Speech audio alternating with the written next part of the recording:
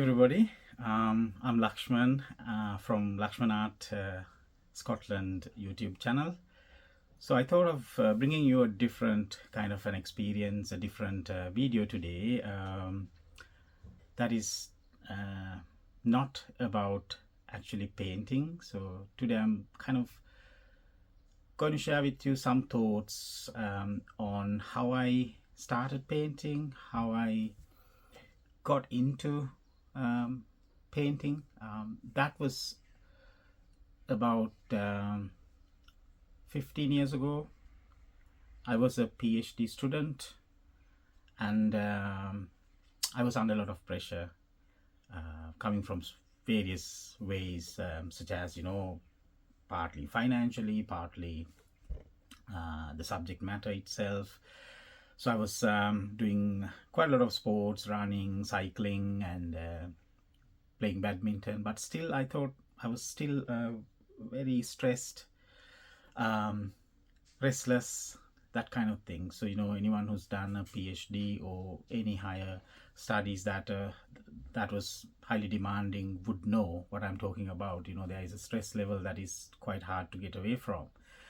So that's how I firstly thought about painting, but it triggered in a very accidental way, where at the university where I studied in Edinburgh, we had a salon. So there was a lady who was the barber, and I used to go to this salon because it's the cheapest place to get a haircut. And then I always noticed that she had tiny little paintings for sale.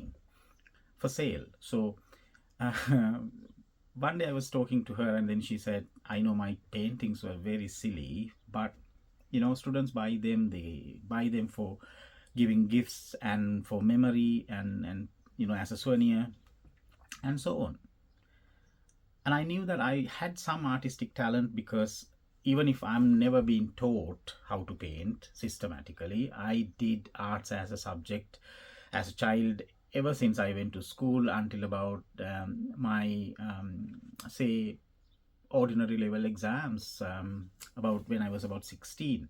So the teacher never taught us, or teachers never taught us technique, but I still got good marks. And then for exams, I remember I had a distinction for arts.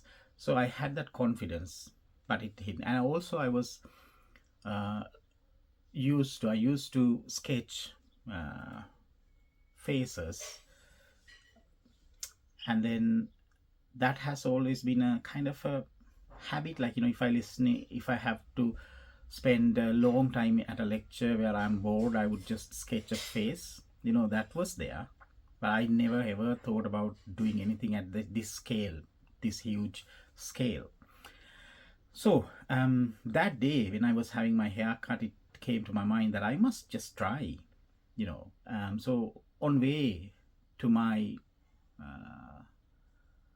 I was a lodger in a house, so that on the way to this place where I stayed in Edinburgh, I went to a stationery shop and then bought a few things, and then like canvas, tiny little drawing board or something, and then a couple of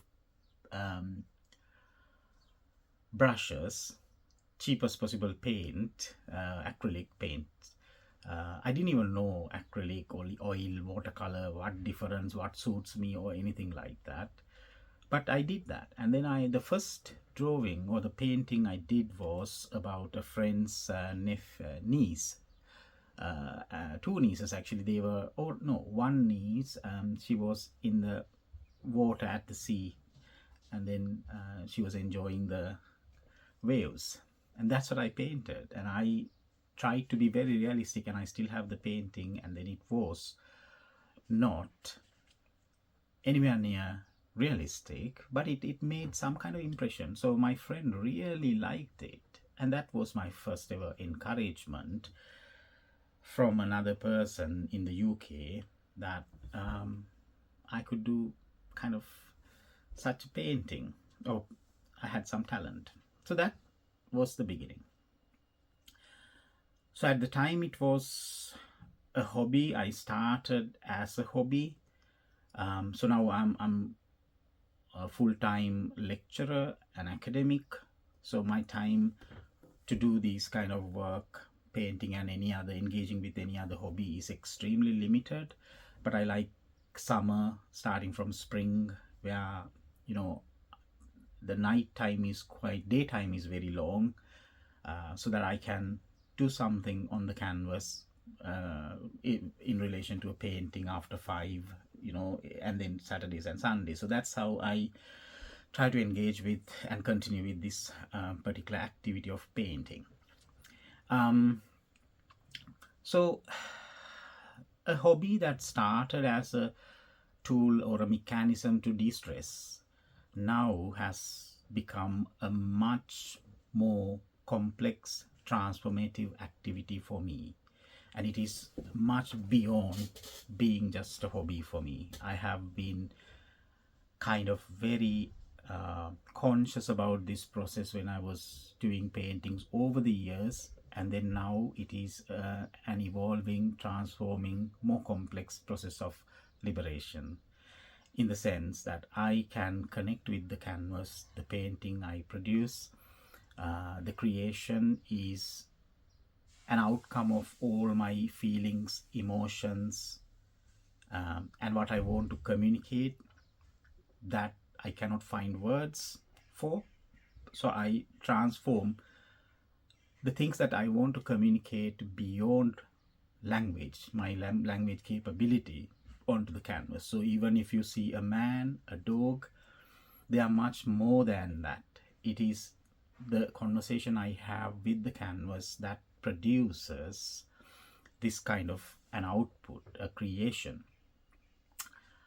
Subject matter wise, I do landscape, portrait, animal portraits, people portraits, abstract paintings, and all that kind of thing. So you can see the contrast between these two paintings, the moment that I was in.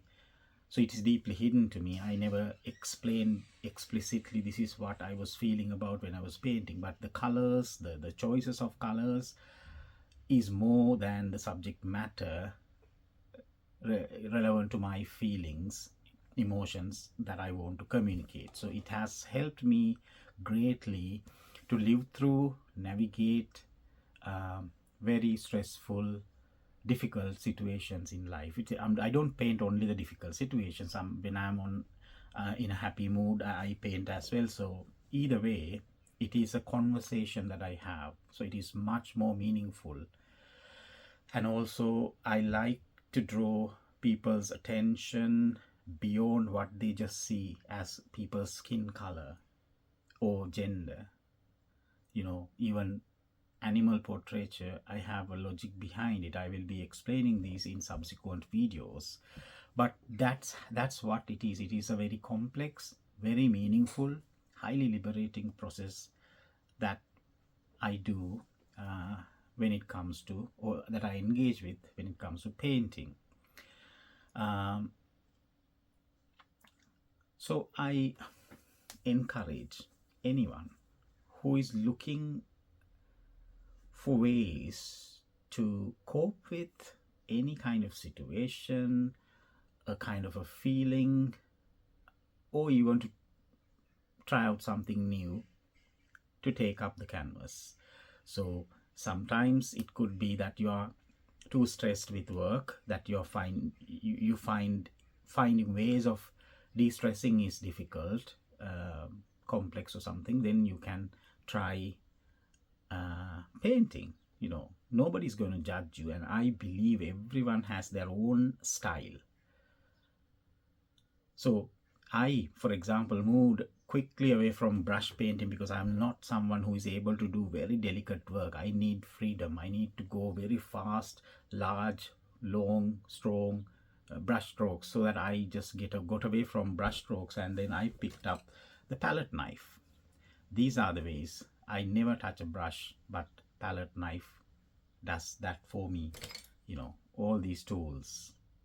I have a range of tools that I use for painting, different sizes, and But you have to find out what you are good at, and then enjoy this process. um, that's why I have never become, at least for now, a very commercial kind of an artist. But for me, it is a more meaningful kind of a precious activity. Therefore, if you are trying to get away from stressful situations from work, or if you are coping or trying to cope with loneliness, stress, or find a medium to project innermost feelings, take up the canvas. So in the future, I think this is enough for now. In the future, I will come back with more specific topics, like, the process involved in producing a blank canvas to be something like this, and then the costs involved, and maybe the time that takes, and what kind of material to be chosen, and all that. So my advice is that don't feel afraid. Don't judge yourself very harshly. Everyone has a style, and that is so unique. Even if someone can copy a painting, but I don't think they are the same things. They are very unique things belonging to two different people. So that you will be very happy if you can do that, if you've not done that. So I will come back with these specific chosen topics over time, while sharing these paintings. I record and I fast forward and record them, because I am conscious that your time is precious as well. So if you want, let me know longer videos of slowly the process to be watched. I can do that. But for now, if you look at the recorded videos that I have uploaded, you can see me doing all these paintings recorded for you. So if you like my work, and if you like to listen to more, please subscribe, like, and share. I'll see you soon. Until then, bye bye.